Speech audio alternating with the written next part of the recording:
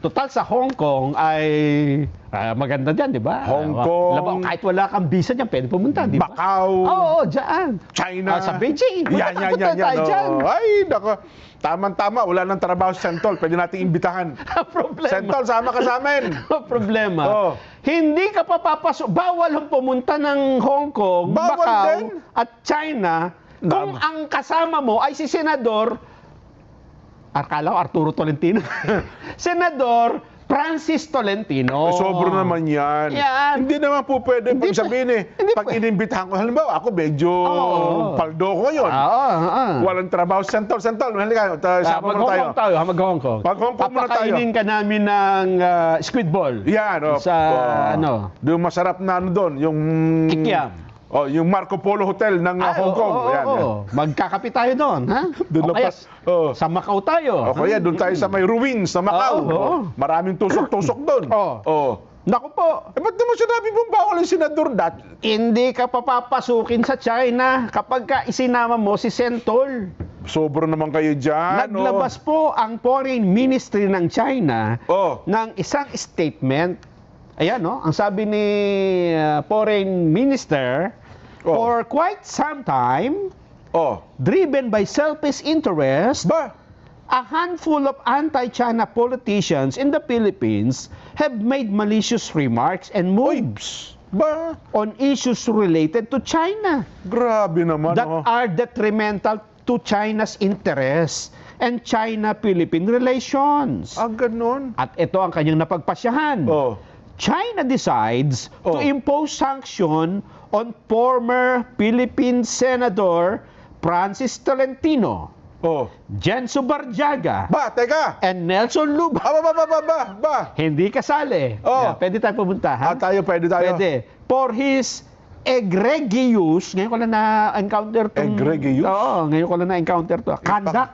Ipakiliwat yung sa Tagalog yan. Egregious conduct on China-related issues and prohibit him, bawal, from entering the Chinese mainland. Ito si Elaine, alam na. Elaine, ano yung egregious? Egregious. Ngayon lang din daw niya narinig si Greg. Egregious. Bawal maging... Ayun. Ito ang mga bawal niyang puntahan, Jen. Bawal, Chinese mainland. Teka. So ito ay Beijing. Ano pala, outstandingly bad at Ayun. saka shocking. Nakakagulat pala yan, ha? Hong Kong and Macau. Sobra naman kayo naman. Sentol, Huwag naman ganyan. Sa Taiwan tayo, ha? Sa Taiwan. Pwede. Hindi pa pwede, Baka magpa-combo pa yung mga taga-Taiwan. Halika kayo, welcome kayo. Kasalubungin tayo ng Secretary Sheloy Garapil doon. Tama. Di ba, nandun si Ma'am Sheloy? Tama. Neko. Ayan. So, kung pupunta kayo ng Hong Kong, Macau at China, dapat ang pangalan nyo ay hindi Francis Tolentino. Kasi pagkakapangalan nyo yan, baka mahirapan kayo. Sobra naman sila. Sentol, baka nakikinig kayo ngayon mag-Taiwan tayo, ha? Yun. Sama po namin kayo ni Nelson. Pero kung maaari lang, kayo muna gumastos, medyo kapos pa kami. Kapos kami kayo ni Nelson. Eto tuloy ang sabi ni Senador Tolentino. Sumagot. Sumagot. Ang sabi ni Senador Tolentino, hindi naman basta Tolentino yan sabi niya, dahil dito, narito ang pasya ko. Kayong dalawa na lang ang pumunta doon. Ayun. Ganun sana. Tinatanggap ko ang ipinataw na parusa ng China dahil sa aking pagtatanggol sa mga karapatan, dangal at soberenya ng sambayanang Pilipino sa West Philippine Sea. Yun. Patuloy kong ipaglalaban ang nararapat sa ating bansa. Kasama ang Philippine Navy, Philippine Coast Guard, at ang ating matatapang na mangingisda na umaasa sa dagat na ito para sa kanilang kabuhayan. Sama nyo kami ni Nelson dyan sa laban na yan. No foreign power can silence me or weaken my resolve to uphold our sovereignty. I am and will always be proud to be Filipino. Yan ang tunay na Pilipino. Tama naman yan. Asang-ayon ako sa mga pahayag na yan ni Senador Francis Tolentino. Mukhang napag-initan si Senador Tolentino dyan dahil siya yung author ng Maritime Zones Law at nung Archipelagic Sea Lanes Law. Yung nagguguhit ng alin bang mga sakop na teritoryo ng Nagmamapa ng Pilipinas, ano? Sa sakop natin sa mga karagatan. Pero Yes. ako bilang isang senador at mambabatas ng bansa, dapat naunawaan naman ng China yan. Ano ha? At saka wala naman sa mayroon bang ako sa abot ng aking pagkakaalam ha, wala akong nakita at narinig na sinabing masama ni Senador Francis Tolentino sa China. Wala nga, wala. Oo. Wala yung direktang parang inaglahi niya. Oo, At saka, walang sinasabing masama. Sinasabi lang niya yung nangyayari. Yes. Diba? At yung paninindigan ng Pilipinas. Kaya kung sabi man nila yung Gregorius. Oo. Ayun, ano ha? Ah. Ewan ko lang po, kami magpapatuloy ni Nelson. Matagal na po namin kasama. At saka yung tao po yung honorable. Maginoo po yan. Hindi yan magagamit ng mga mahahayap na pananalita para lamang aglahiin ang isang bansa. Lalo pa nga, China. Yes. Ay, ang alam ko, may mga staff din sila, mga Filipino-Chinese. Di ba? Para ho hatulan o kaya naman patawan ng ganung parusa, Senador Francis Tolentino. Yun nga. Oho. Dahil dyan, Mabigat ka. Santol, sa ano lang tayo, Tagaytay. Medyo malapit-lapit sa katotohanan. Tagaytay. Walang magbabawal sa atin doon. Pwede. Oh, masarap pa naman ang mga pagkain. May tawiris yun, no-open nila. Doon tayo doon sa kinainan natin doon na ano. O yung Madaming- sinugba. Madaming pagkain, di ba? Lalo na Sinugba. medyo masarap pagpalamig ngayon, di Oo ba? nga, laki na binayaran ko dun eh. Pinaalala mo ba? Dahil dyan, Grabe naman. Hindi, teka lang, hindi ko maubos pa. hindi ka pa maka-get Hindi ako over? maka-get over naman. Oo. ganun ba? Oho. Talaga naman, no? Yun daw Tagalog translation ng aggregius ay lubhang masama, Oo. malala. Both phrases convey the idea of something being shockingly bad, extremely offensive, Aha. or remarkably bad in a negative way. Alam mo, Jen, Aywan ko lang kung totoo, parang hindi naman Yun siguro. nga. Oo. para ang China ay maghanap ng isang salitang hindi malimit gamitin Ng Pilipinas, ano? na kahit Oo. saan, di ba? Oo. At ito ay ipatungkol sa statement ni Senador Tolentino. Mukhang maano yan, di ba? Oo. Siguro sinabi niya, maghanap ka ng salita. Yung hindi nila maintindihan. Oo nga, Yung oo. magre-research pa sila. Oo. Para maintindihan nila kung gaano tayo nadidismaya dito sa mapangyayari. Malabis na kinadis. Aywan ko lang mga again, hindi kasi naman pinaliwanag nung sinuweng tagapagsalita ng China. Oo. Ano yung partikular na sinabi ni Senador Francis Tolentino na masasabi nilang super bad? Mukhang Laban sa China. Ang hinala ko dyan ay yun ng mga batas na napirmahan natin na isa batas. Ganon? Pero hindi naman natin may tuturing siguro na ano yun, na masama. Sa atin. Well, Pero sa China, di ba, iba ang dating noon. Ganon. Sana naman, with all due respect dun sa Chinese official, pag-aralan nating mabuti. Baka naman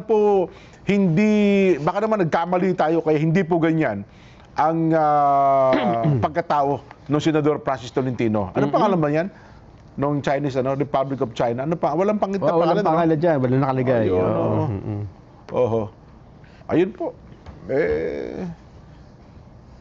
Paano? Dahil dyan, Je. Ano sabi? Jen, ayayain natin sa kain tayo ng mami. Hong Kong Tea House na pupuntahan natin ito. Tsaka lutong Macau ang ating kakainin. Sentol, Senador Francis Tolentino, kumusta po kayo? Ay, magandang hapon po sa inyo mga taga-subaybay. Opo. Nelson Cajeno. Ano po ba itong nilabas ng Foreign Ministry ng China na bawal kayo pumasok sa mainland China, sa Hong Kong at sa Macau? Alam nyo, kadalasan, ang mga ministry, mga department, yan po sumasagot lang patungkol sa isang kilos ng bansa. Ministry to ministry, country to country. Ngayon lang po lumabas na isang ministry na kinakatawan ng isang malaking bansa, pati Communist Party of China, ay sinanksyon ng isang individual, pribadong citizen pa na Pilipino. Ngayon lang po yan. Wala po kayong nag-announce pa ay yung spokesman na ng Ministry of Foreign Affairs sa Beijing. At unang-unang gawain nila kanina pa yan. Sa dinami-dami siguro ng problema sa China ngayon, inflation, lahat sa taas na bilihin din, ay ako pa ang nasiro. So, para sa akin po, yung nangyari niyan, ay patunay lang na yung ginawa natin ng mga nakaraang panahon ay para sa Pilipinas, para sa mga Pilipino, lalong-lalo na sa mga mangingisda natin, na patuloy po natin pinaglalaban. Kung tayo po ay minasaktan dyan, hindi naman po Pilipinas. Ayun. Kung Kayo na nga, tayo po ay may tinulungan dyan, ay hindi po ibang bansa. O Opo. hindi Pilipinas. Kasi yung mga ginamit nilang termino, Sentol, hindi pangkaraniwan. Kaya sabi naman namin ni Nelson, sa tagal po namin pagkakilala sa tagal po namin pagkakasama, wala akong matandaan na sinabi ninyo na nakakasira ng dignidad ng China o kaya naman na inaglahi Opo. niyo po ang bansang China, Sentol. Ganito po yan, kahit sinong tao pwede magsalita laban sa China. Pero hindi po kayo papatulan. Opo. Hindi po papatulak kahit magtalumpati kayo, hindi nila papansinin. Pero ito po, may order po ang kanilang pinakamataas na pamunuan na sumagot. Ang ibig sabihin, may sinabi po tayong tama at alam ko po ito ay para sa bansang Pilipinas. At naninindigan po tayo ron. Ayun, yun palang ibig Kasi sabihin. kahit po saan magsalita ka, kung magsalita ka sa isang meeting, sa kwentong inuman, kung saan man, hindi ka papatulan eh. Pero ito po, dahil yung ating mga sinabi ay lahat may basihan at para po sa ating bansa, ay siguro po sila ay napilitang pumatol na.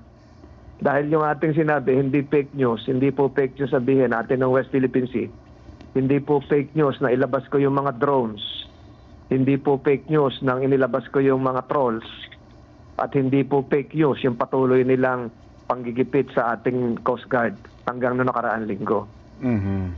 Oho. Hindi nila mapatulan yung ating pamahalaan. Ang pinatulan na po ay ako bilang isang ordinaryong mamamayan. Nako. May mga gagawin pa. Binasa din po namin ninyo kanina ang inyo pong sagot ukol sa bagay nito. Apo. May mga hakbang pa po ba kayong gagawin, at Sen? mapakinggan ng mga kababayan natin. Mahirap po labanan ng China. Mag-isa lang po ako. Oho. Mahirap po yan. Pero kung yun po yung tamang gawin para ipakita natin ang ating paninindigan, ang paninindigan ng bawat Pilipino, ay gagawin ko po yan kahit ordinary citizen po ako. Opo. Bakit Patuloy kaya, ko paglalaban po ang Pilipinas. Sentol, bakit kaya ngayon nila ito inilabas na pwede naman nilang earlier ilabas eh? Siguro nung kumakandidato pa kayo, pwede nilang gawin. Hindi ko maintindihan. Tiniming nila. Nagawa na nila siguro yung gusto nilang gawin. Alam nyo, ang binubuli ng China, mga bansa, ngayon ka lang nakakita na ang binuli isang tao. Isang partikular na tao po. Diba? Oho. Opo. Isa lang naman ako kung hindi naman tayo kung pumaster o ano, pero sa akin po, sa paniniwala ko, lahat po ng sinabi ko ay para sa ating bansa. Maunawaan po siguro ako ng ating mga kababayan. Hindi ako naunawaan ng kampanya. Palagay ko po, malapit na ako maunawaan nila sa mga darating na linggo at darating na panahon. Siguro ang timing niyan, Sentol, kasi July 1 na ngayon eh. No? Oo. So tapos na yung termino ninyo, ay parang nakita na nila na ito, timing na ito, hindi na kayo senador, kaya pwede na kayong pwede na ilabas yung statement. Ang ibig sabihin po niyan, pareho na rin po ako sa ordinaryong Pilipino. Pareho na po ng ordinaryong Pilipinong inaapi. Kahit sino po mangingisda ang inaapi sa West Philippine Sea, lahat po ng Pilipino inaapi. At kasama na rin po ako doon. Wala naman tayong ibang gagawin na magsasagot tayo sa embassy or... Sumagot na tayo kanina eh. Sumagot na tayo kanina. Personal na karapatan ko na po ito. Aha. Hindi po ito para sa Republika ng Pilipinas, pero ang pinaglalaban natin ay ang Pilipinas. At ang bawat Pilipino. Na aking kinukonsiderang tol ang bawat Pilipino. Ayun. Aha. Anyway, Sen, at maliwanag po yung bagay na yan, ano? Maraming salamat po. Opo, Maraming salamat po.